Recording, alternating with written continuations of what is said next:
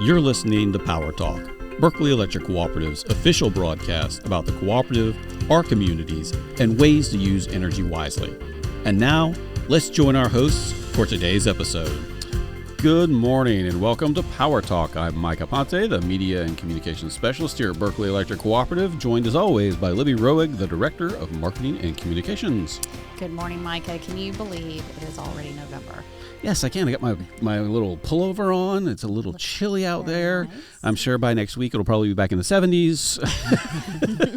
Yeah. We do live in the Charleston area after all. Yeah. So, I mean, you know, we get a false fall at least 3 times before we just skip fall altogether and go straight to winter. So, yeah. I mean, that's for 2 weeks. Yeah, for 2 spring. weeks. Yeah. That's the way it goes. Before we get off track too much, we do have some special guests. Yes, other guests in studio. Miss Brianna Johnson, the Public Relations Representative here at Berkeley Electric Cooperative. Welcome yet again, Miss Brianna. Thank you. And then we also have a very special guest, Captain April Davis, the Corps Officer for the Salvation Army of Charleston. Welcome to the show. Thank you. No stranger to our little podcast family. She's already done one, I believe. Yes, she. What's the EGOT that you get like for an Emmy, a Grammy? So you may be one of few people who have both the Power Talk mug and Electrifying Conversations mug. I feel special. Yeah. Yeah. So we'll have to figure out a name for that. Oh, yeah. Because she brings some skills to the table. Yes. Yep. So for those of you who may not be aware, we have a Spanish language show that's very similar to this that our friend Yahaira Bess hosts in Spanish. Except this one's much better. So I don't speak Spanish. So I'll be hearing some Spanish from Yahaira after that comment. Yes, Yahaira will not be pleased with you, Micah. Well, welcome, April. The Salvation Army is an organization that so many people are familiar with. Especially during the holiday season, you can't go in a store, it seems like, without seeing the red kettles and hearing the bell ringers. It definitely is synonymous with Christmas, giving at Christmas, I think. So let's get started on the show with you sharing with our audience just a little bit about yourself and what you do at the Salvation Army. Yeah, so I came to the Salvation Army about 16, 17 years ago as a teenager. We were looking for a new church home, and we found the Salvation Army Church in our area and started going there, got involved in the youth programs, and soon after that I felt a calling placed on my heart to be an ordained minister for the Salvation Army. Wow. So 10 years after that, seminary, and I went in with my husband, and we've been 3 different places, all in Florida, and then we came here to Charleston. We're so happy to be here, and we are the administrators and the pastors of the Salvation Army in the Tri-County area, overseeing all the programs that go on here. So we mentioned you're bilingual. When did you pick up your language skills? So I studied in high school and college, and I also studied abroad in Costa Rica for 1 semester. That really helped a lot. Yeah. So are you getting lots of practice in the Low Country? During Christmas time, yes. With all the extra assistance we do. Awesome. Absolutely. Awesome. Well, that's actually learned something new for me. I didn't realize that, I'm familiar, of course, with the Salvation Army, but more on like the Salvation Army stores and then the bell ringing and everything else like that. I honestly did not realize that there was a church associated with the Salvation Army as well. Yeah. So, hey, learn something new every day. Yeah. Yes. They're working for your salvation. Makes sense when you put it that way. A whole army of them working for my salvation. Just for you. Just for me. But honestly, I mean, like I said, made it, 50 some odd years in life. And that's the first time I've ever heard that there was a church associated with that. So you can add it to the random information you have. I am going to pack it right into that head, and I'm going to share that information too with some actually, Captain April, do you meet at the West Ashley Church on Sundays? Do you have services? We do every Sunday at 11 a.m. Okay, perfect. And what's the address for that? 2135 Ashley River Road. All right. You may have some people coming in tomorrow morning, so I hope so. Well, April and Brianna, welcome. We're welcoming to the show today. We're excited to learn lots of new things and share some airtime to help people in the Low Country learn more about the latest happenings at the Salvation Army. And that's, as a not-for-profit electric utility, Berkeley Electric, we're governed by 7 cooperative principles. We talk about them from time to time. And one of our favorites is going to be concern for community. Berkeley Electric does a lot in the community in a lot of different ways. We also, focus on our members' needs. We work to develop our communities by encouraging economic development, promoting education, advocating for the safe use of electricity, safe, reliable, and affordable electricity. That's what we try to bring to the community. But Brianna, you're now a seasoned guest on Power Talk. I think approaching co-host level. Oh, I don't know about that. I don't know. We'll see. Just jump straight to host and put me out of a job. I have big shoes to fill. I don't know if I can fill those shoes.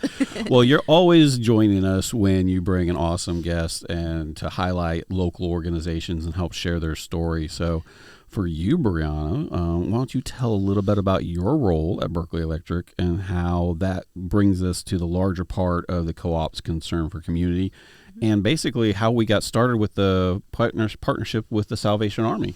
Yes, awesome. Okay, so I actually grew up in Goose Creek, and so I've always known about Berkeley Electric. Had no idea about the community side until the job was posted, and actually the principal you discussed, concern for community, is what brought me here. So here we are. Because your background's in social work. Yes, Yeah. exactly. So you wouldn't expect someone with a social work background to be at the electric company. No, So it was different, but it's been such a learning experience. I've learned so much and been able to get involved in so many different ways, like with the Salvation Army. But on a day-to-day, I serve as a coordinator for Berkeley Electric's women's service group, WIRE, Women in Rural Electrification. We actually currently have groups in Moncks Corner and Ondaw. So if you'd like to get involved, please give us a call, look on our website. We would love to have some of you ladies involved. I also serve as the administrator for Operation Roundup. And I help foster partnerships between the co-op and key agencies in the community. One of those key agencies being the Salvation Army of Charleston, which serves Charleston, Berkeley, and Dorchester County. So you serve all of our membership. So we are so happy to have you on the show today, Captain April. Okay, I am struggling. We're getting to the end of the year. All right, so we're taking that co-host back. You're doing great. Yeah. But Captain April, we're so glad to have you here. Thank you so much for taking your time out to give us a little information about your holiday outreach coming up.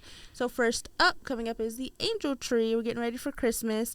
Can you let us know a little bit about the initiative entails and just how prospective donors and volunteers can get involved? Yeah, so every September, around the last week or second to last week of September, we have sign-ups for families that need that service. They need toys for their kids and can't afford them for Christmas, so they come and register with us in person. It's all in person, nothing online. And we take that information, we print some of it on a tag, and those tags go out into the community. Different businesses may put up a tree, or they have their staff take those, and each person goes and shops for the wish list on that tag. We have clothing sizes on there as well to help them, and they return those bags to us, and we distribute them to the families in December. Awesome.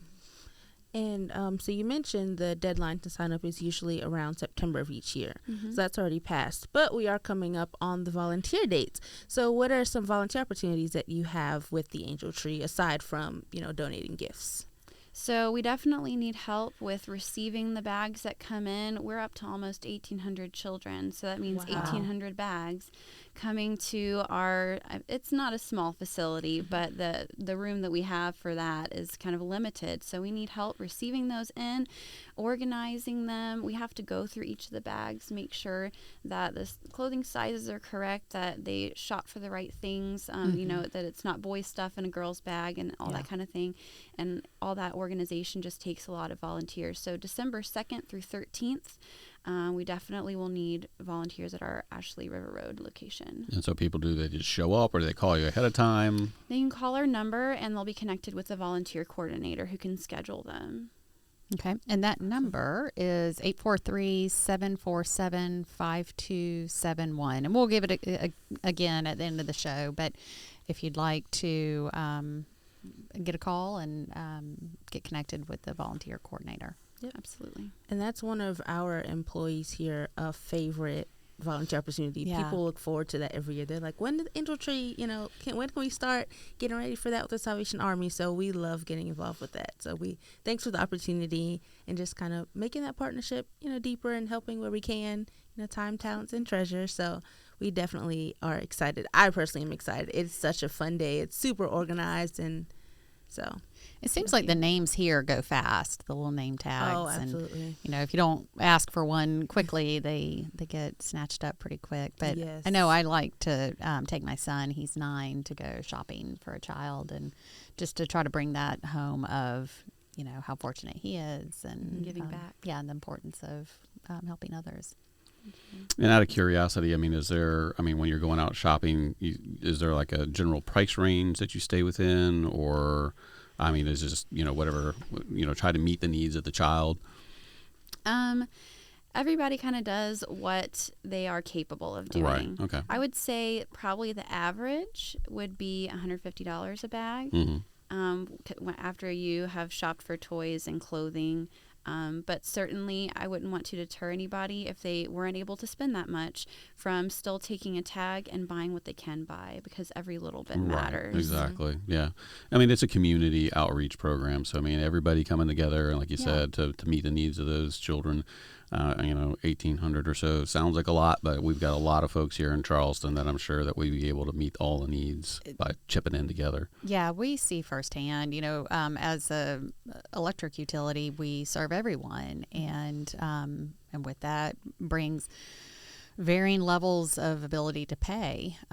So, we work with our members when they're having trouble, and try to connect them with organizations that offer utility payment assistance. But it's tough out there for a lot of folks, and the holidays, I think it just makes it even harder. And to the point about spending on an angel tree ticket, I know we've had a couple of employees who'll go in together to adopt a tag, and that way, if you don't have the $150 to spend, maybe you've got $75 that you can spend. Right. And we're glad to be, partnering with the Salvation Army. It's just more of that concern for community. We just got through recently with Sleepers in September, which is something sort of similar, where, we're trying to get the onesies and pajamas for the kids and keep them nice and toasty as we head into the fall season. I think we do something with Toys for Tots as well. So just adding, Salvation Army to our network, and being able to help you all help our communities, the communities that we serve, is such a blessing to us as well. So we really appreciate taking the time, you coming out here and being with us today, and letting us know all the good things that the Salvation Army is doing. Yeah. And Captain April, it's great that you are bilingual, because that means there's not that obstacle for some families who may not speak English. They can still interact and get assistance as well. Absolutely. Yeah. Well, folks, if you're just tuning in, we are talking with Captain April with the Salvation Army of Charleston, learning about all the services that they provide for the Low Country. English speaking, Spanish speaking. Yes. Portuguese is a huge growing population, particularly in our Goose Creek area. One that I speak even less than Spanish. Yes. So. Yes. So. But no, they are, and we actually have a relatively large Filipino population as well. So we are the melting pot down here in Charleston. Yes. Fortunate to have so much diversity. Yes, we are. It makes everybody stronger in the community. Yeah. Well, Captain April, as we mentioned previously, the red kettles are such a iconic thing at stores during the holiday season. How can people get involved with that outreach effort? Number one way, we need people to stand at the kettle as volunteers. Because when you're volunteering, then every penny of that goes to helping people. And if we don't have somebody to man the kettle, then it's not open for people to donate to it. So we absolutely need people to stand out at those kettles and be there for people to drop money in. We typically encourage people to take 4-hour shifts. If they're not able to do that, they want to sign up and maybe split the 4-hour shift with somebody else. We also have businesses that may take a day, and everybody in the business takes 2 hours.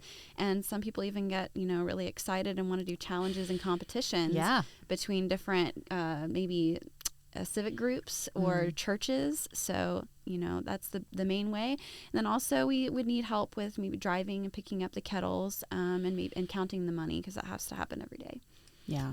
Out of curiosity, is there a general number of kettles that are found throughout the Lowcountry, or is it all dependent on volunteers? It really depends on how many people we can get to man them. We can have up to 30 a day, but not if we don't have people to stand at them. Yeah. Right. So. And also, for like a business or anything else like that, I know that, the one that I always encounter, of course, is outside of Walmart. Do y'all target specific businesses, or just anybody who's willing to play host to a volunteer in a kettle? Most of them are businesses that have a national agreement with the Salvation Army. So Walmart does, Publix does, although I don't know that we do Publixes in this area. Food Lion we might, and Hobby Lobby I know we do, and there might be a few others. But if there is a store that would want to host us that's not part of one of those national agreements, we can definitely work on that with them. Yeah. I have volunteered several times as a bell ringer, and again, I would drag my kid with me, and he was only, 3 or 4 at the time. So I felt like he was a good prop to have, cute little kid ringing the bell, and, I'd bribe him with whatever it took to get through the shift, because for a little one, they get pretty squirmy after about 30 seconds. Yes. I know firsthand. Yeah. But it's a good time. It sounds like it could be a drag to stand out there for a couple hours just ringing a bell, but the interaction you have with people, and you see the viral videos each year of people dancing or just making it their own, and I think is so much a part of the holiday season, just seeing what creativity and generosity comes from it. Yes, absolutely. Well, did we already touch on where the money collected goes? What does the money go to benefit? We've got all these kettles going out there, and we've got all the the generous donations coming in. So where does the money go from the kettle specifically, I guess? So that is our main fundraiser that funds our programs for the rest of the year. So we have our, every now and then we have funds that can go towards rent and utilities. So we could potentially use that money to help families stay in their homes if they're at risk of homelessness. Our food pantry, meals for the unhoused that we give out daily.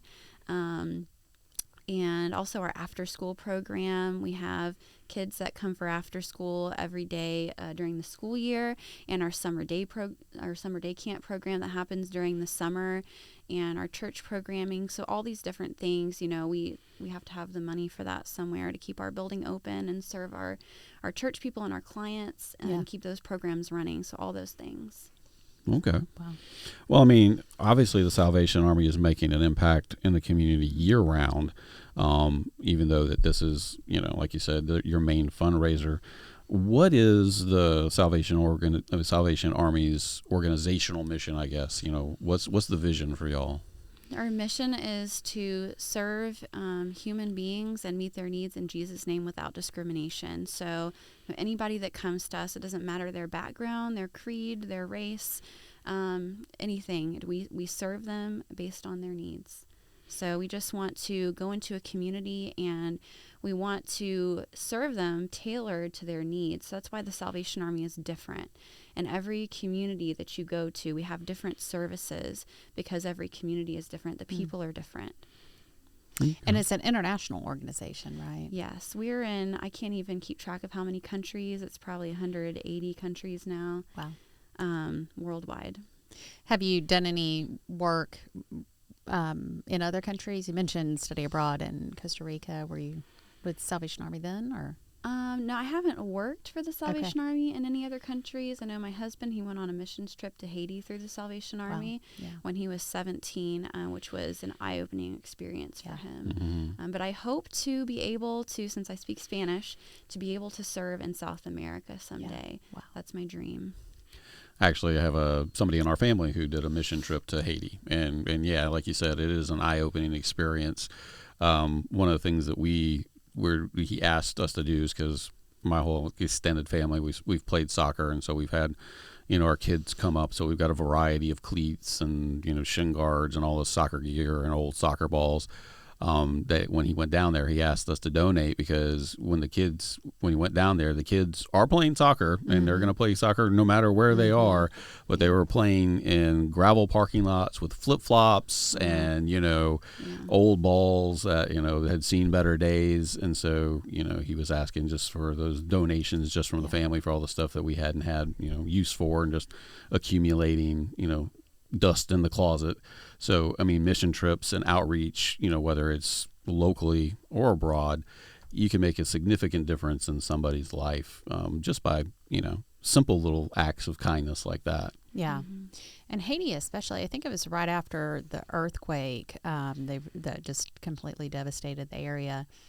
I was talking with someone who was on a mission trip, and the mothers, to quiet the hunger pains in their children's bellies, would feed them mud to help just settle it. And certainly not an ideal thing to do, but I can relate as a mom, and you've got a baby who's just feeling physical pain from being so hungry. He'll do anything. Yes. So definitely a lot of need there. And one of the other things that we do a lot here at Berkeley is work with food pantries, and I believe that y'all have one as well. Is it open on specific days? How often does that run? Yeah, so that one's on Remount Road in North Charleston, and it runs Monday through Friday, 9 a.m. to noon and 1 p.m. to 4:30 p.m. Are there any income requirements or anything that's associated with it? Yeah, so we usually, a lot of people, if they receive EBT, they'll use that for their income requirement, and if not, they can bring in pay stubs. So we're pretty lenient. That they can be a certain amount above federal poverty level, right, and still receive. Most people that are coming, they really do need it, so we're not going to just turn them away. We're going to give them food. Right. No, obviously. Yeah. So, can you tell us a little more about how the after-school program works, what hours, and how you participate in that? So the after-school program runs from about 2:30 to 6 p.m. Monday through Friday. Most kids, they get dropped off by their school bus. So it's schools that are in the Charleston area, very, very close to our building. Gotcha. I'm so excited. We have some new staff on board. We're moving in the direction of actually being able to maybe do a route ourselves to go out and pick up. We've been so short-staffed recently that we weren't able to, but we're hoping that we can go out and pick up from 2 or 3 different schools here in the near future. But if parents are wanting their kids to get involved, and they can call the number, they can message us on Facebook, and we can help them with that. There's a paper application they can come fill out, and we can help them set that up with the school if they want their kid to get dropped off at our location in West Ashley. And is there any cost? It's $40 a week. But again, we were talking about the red kettles that are out, right, and how that helps to fund programs. So if families are not able to pay that $40 a week, then we can look for scholarships, or if we have some extra funding, from that, then we can help them out for sure, because we don't want that to be a deterrent from them having a service that they need for their kids. We don't want the kids to be home alone, getting into trouble or whatever. We want them to be able to come to a safe place and be cared for. Yeah. And is there any kind of homework assistance or snacks? Yes, we have homework time after the kids get there about 4:00, and we have homework helpers come in sometimes and volunteer, which is another good volunteer opportunity. We will let retired teachers or just or college students that need some volunteer hours come volunteer with us and help with homework. And then we have snack time every day, which varies from, all the whole spectrum, junk food to full-blown meals. Apples. Yes, fruit. Well, I might be actually showing up because one of our guests earlier this month, or on our previous show, was talking about memory care, and so they were going to assign me homework to try to help improve my memory. Help with his memory care. So homework. I might be showing up for help for the memory homework, but you held me with snacks too, so I'll definitely be there for the snacks.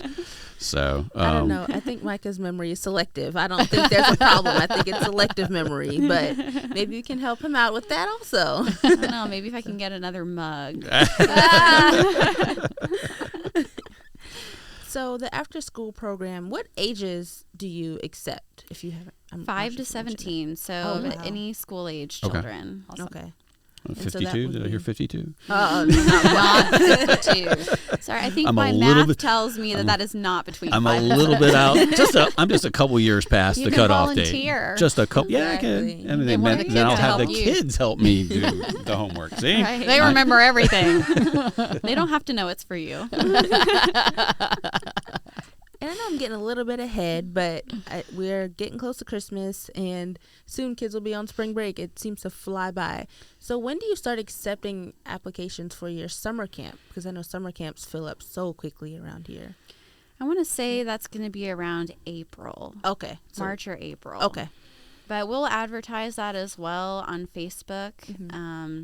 And if families get to that point and they're wondering, and if they can't find us on Facebook for some reason, again, they can call the number.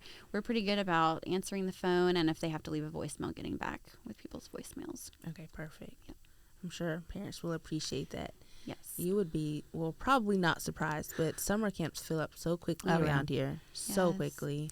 And the full day camps are so tough to get into. I mean, there's lots Exactly. of 10 to 2, but, if you work 8 to 5, Right. yeah, it doesn't help. We're open like 8 to 6. So, and I don't think we were at full capacity this past summer. Oh. So, I'm hoping to get the word out Yeah. and get as many kids as we can. Awesome. Absolutely.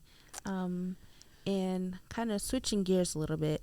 So you've worked with the Salvation Army for almost 20 years, which, wow, that's a long time. So what or who gets you out of bed every morning? Like, do you have a specific story of a family that you've helped or someone that you've worked with that just has motivated you? And Yeah, so one of the most beautiful stories I can think of is a couple years back, we were doing our angel tree registration at the place that we were in Florida at the time. And this lady comes in, she's got 6 kids. Most of them came with her because a lot of them were young.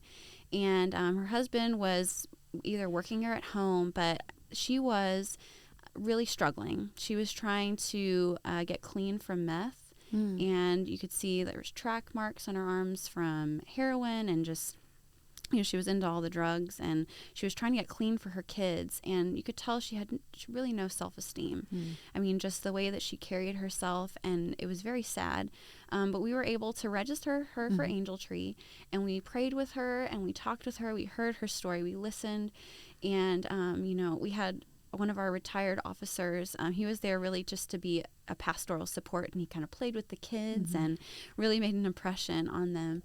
And then the following year, she came back and she walked in the room, and I did a double take because I hardly recognized her. wow. She looked so different.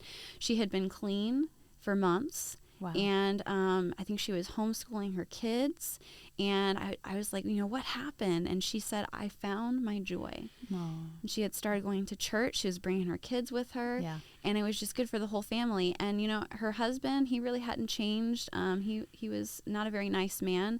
But it didn't matter her circumstances. She found her joy. And she wasn't going to let anything destroy that. Wow. So stories like that, and also my faith in Jesus Christ gets me up in the morning. Yeah. That's why I do this. It's a calling. Well, as you mentioned earlier, though, I mean, you've got the foundation in your faith, but Salvation Army is there for anybody, regardless of Yes. of faith or creed or color or anything along those lines. You're all there to serve the community, much the same that we are, regardless of who they Yes. are or what their circumstances are. Yeah, there's no spiritual requirement. You don't have to come to church. You don't have to say any special words to get help. Anybody come, and if you need it, we're there for you. Awesome. Like I said, I plan on being there for the after school stuff. just saying. Don't be surprised when I come knocking on the door. And Wanting a snack. Wanting a snack. exactly. Something to wash it down. Not going to be too picky. Well, folks, if you're interested in volunteering or donating to the Salvation Army, please call their main number at 843-747-5271. and the receptionist can transfer you to the right person or give you their email. And to learn more about the Salvation Army, you can search for them on Facebook, as you mentioned, under the Salvation Army of Charleston. SC. Okay. So, folks, that's going to do it for another edition of Power Talk. Thank you for tuning in. This is the official broadcast of your electric cooperative, and you can catch up on past episodes on streaming platforms like Spotify, Apple, and iHeartRadio. And as always, get a behind-the-scenes look on Berkeley Electric's YouTube channel. So until next time, this is going to be Power Talk, signing off.